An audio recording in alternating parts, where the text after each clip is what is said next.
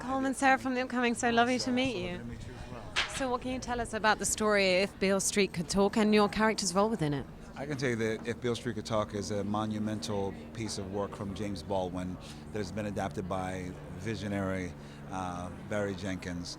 And it takes place in 1972, and it's about an injustice being served on a young African-American man and his family and his girlfriend's family taking that plight on as well. And I play Joseph Rivers, who's the patriarch, and he is sort of, in many ways, I think he's the foundation. He and his wife Sharon, played by the phenomenal Regina King, they're the foundations of the love that helps Tish able to be on her journey and be on her way.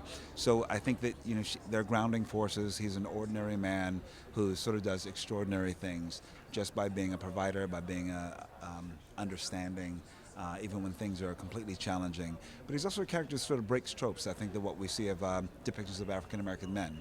I think that he's deeply a good best friend. He's a charismatic father, and he's got humor, and he's I hope so. I don't know why I just came up with this, but I think he's a little sexy as well.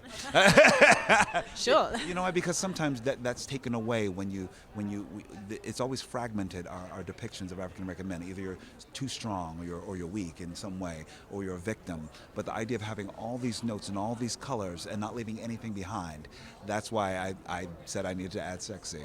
Not saying that Colman Domingo is sexy, but adding that Joseph Rivers is sexy. And it's an incredible cast and, Oscar-winning director Barry Jenkins. What was your experience of working with this team and making the film? It was extraordinary, and I know many people on red carpets will say this again and again, but this is the absolute truth. We truly became a family.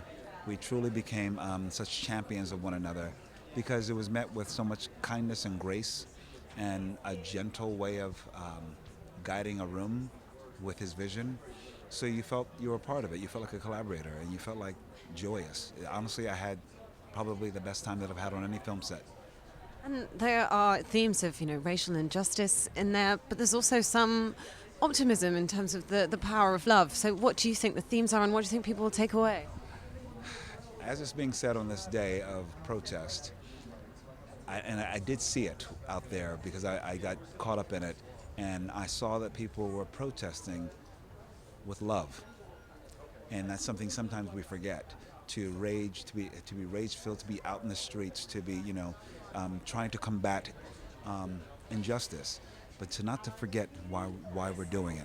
So that's what this film is. It's all of that rage, all of that terror, all that frustration, but it's wrapped up in so much love that you can't deny it. Goodwill and I don't know, stick-to-itiveness to help his daughter find her way. So he's a pioneer and a champion for his daughter to find her way, helping her boyfriend Fonnie get justice delivered. I discovered James Baldwin probably, I'm assuming probably in college, but I really feel like I can't even remember when James Baldwin was not a part of my consciousness. But I know that when I start to seek out more representations of African American literature and heroes in many ways, it was in college when I was an African American student union member, and I was just hungry and thirsty for self-knowledge and to get these depictions of who we are that I didn't see usually, whether in cinema or in literature, but I knew existed. I am optimistic because I think that there are more of us on telling our stories. There are more filmmakers and producers and financiers and studio heads. And I think that will shift and always continue to help change as long as we're in the conversation, we're in the room, we're designers, we're lighting, we're gaffers, we're production assistants. So the more that we're just in the game, the more our stories will be told in a more compelling, complex way that we understand. I think my favorite scene is the scene that I have with, it's a tiny scene.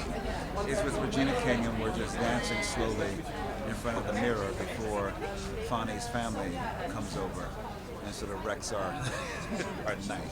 But it's a beautiful little scene, but it's just a love, and it's just hip swaying together and showing this love that is grounded our main protagonist, Tish.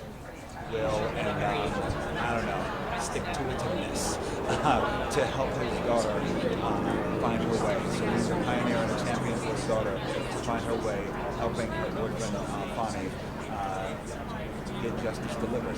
I discovered James Baldwin probably, I'm assuming probably in college, but I really feel like I can't even remember when James Baldwin was not a part of my consciousness. But I know that when I start to seek out more representations of, African American literature and heroes in many ways, it was in college when I was an African American student union member, and I was, just hungry and thirsty for self-knowledge and for to get these depictions of who we are that I didn't see usually, whether in cinema or in literature, but I knew existed.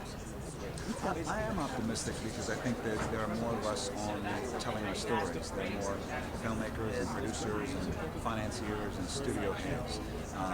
And I think that will shift and always continue to help change as long as we're in the conversation, we're in the room, we're designers, we're lighting, we're gaffers, we're production assistants. So the more that we're just in the game, the more our stories will be told in a more compelling, complex way that we understand. I think my favorite scene is the scene that I have.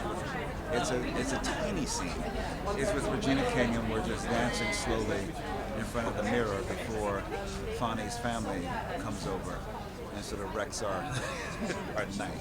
But it's a beautiful little scene, but it's just love and it's just hips swaying together and showing this love that is grounded our main protagonist, Tish.